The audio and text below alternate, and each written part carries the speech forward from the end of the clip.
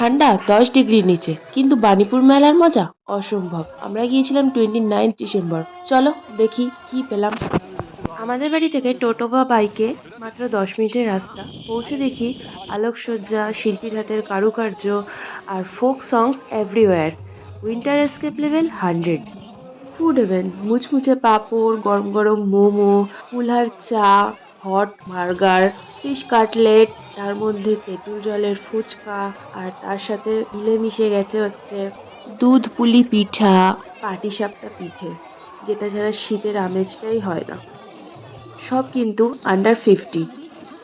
এরপর আমরা কিছু রাইডও চড়লাম। মেলায় এসে রাইড না চড়লে ঠিক মেলাটা কমপ্লিট লাগে না। এরপর আমরা চলে আসলাম ক্রাফট আর পারফরমেন্স সেকশানে।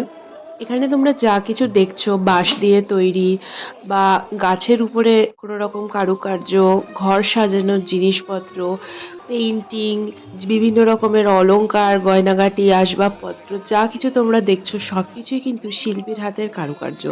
আর এখানে একটা নার্সারির দোকানও দেখলাম, তার উপর রয়েছে বিভিন্ন রকম পারফরমেন্স, সবই কিন্তু ফোক সঙের উপরে।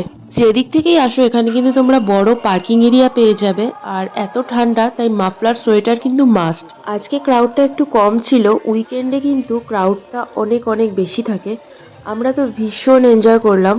আর এই মেলাটা এতটাই বড় যে একদিনে ঘুরে দেখানো এটা সম্ভবই নয়। আমরা ছোটবেলা থেকে কোনোদিন একদিন ঘুরে মেলা কমপ্লিট করতে পারিনি। বিশেষ করে রাইড সেকশনটা আমার পার্সোনালি সব থেকে বেশি মজা লাগে। আর শীতকালীন মেলায় খাওয়া দাওয়া তো আছেই, সেটা তো আর বিশেষ করে বলার কিছু রাখে না।